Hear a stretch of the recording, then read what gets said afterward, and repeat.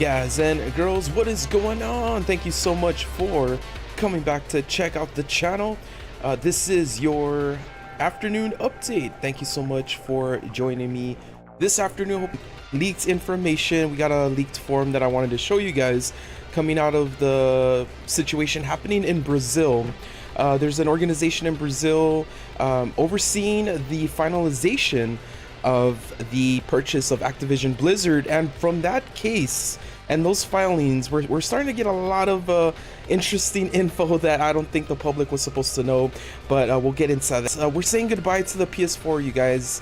It is a sad day for our PS4 fans, and we're gonna get into the final sales number of the console, and we're also going to look at shovelware that has been plaguing the PS5 storefront. Now, this one in particular is from en.as.com.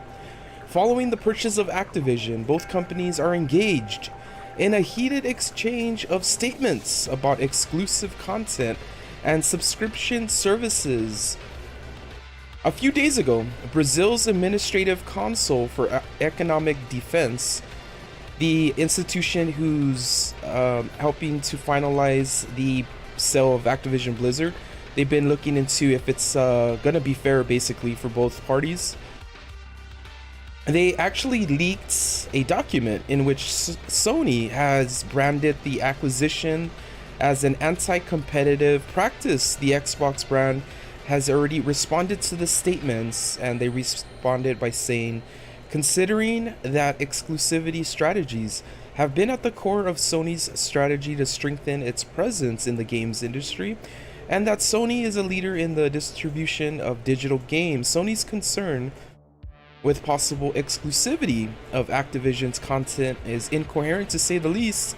Microsoft explains in a new document published by the CADE, it only reveals once again a fear about an innovative business model that offers high-quality content at low cost to gamers, threatening to leadership that has been forged from a device-centric and exclusivity-focused strategy over the years.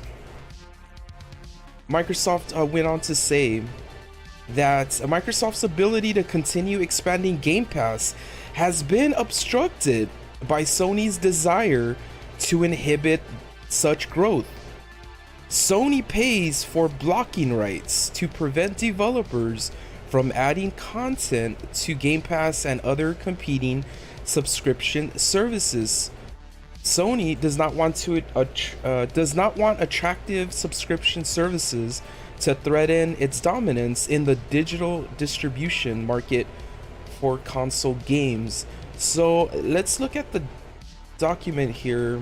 Publishers shall not authorize, assist, or encourage any third party to include the game in any competitive platform subscription service that is competitive with any PS subscription, including but not limited to Google Stadia Pro, Microsoft's Xbox Live Gold and Project xCloud or Game Pass, or similar competitive platform subscription services. It says for a period of 1 year after the release of the game on PlayStation platforms.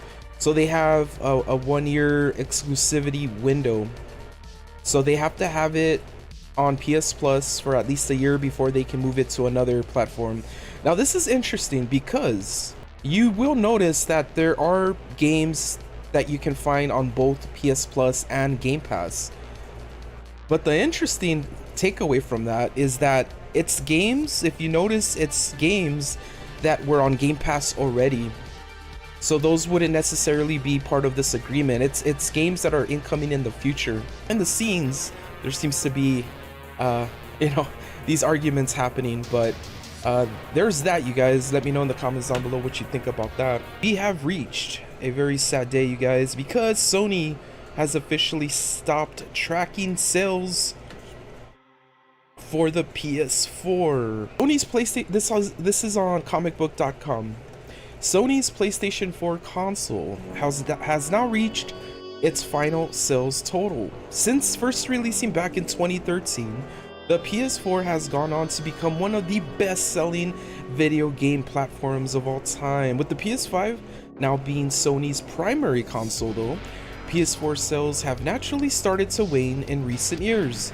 Now as a result, Sony says it will no longer be counting any additional sales of the PS4 moving forward, which means that the console has now reached its lifetime sales total. Sony has opted to no longer publicly report the sales and shipments of the PS4 console moving forward.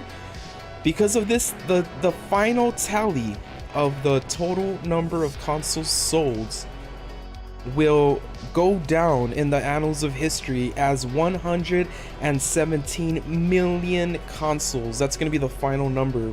It ended up being the 4th best-selling video game console ever. And so let's move on to the shovelware, the PS5's shovelware. There has been an issue happening recently that's becoming pretty, and they're calling these shovelware games for easy trophies, they're calling them jumping games.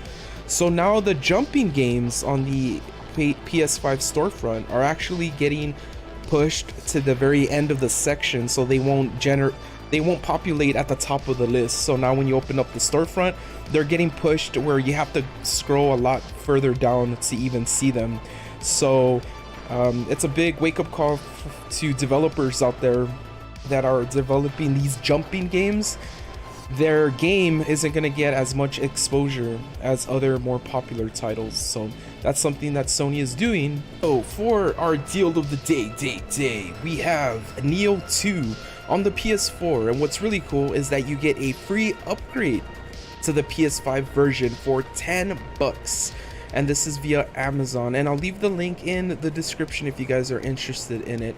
So that was your PlayStation afternoon update. I want to thank you guys so much for joining us this afternoon.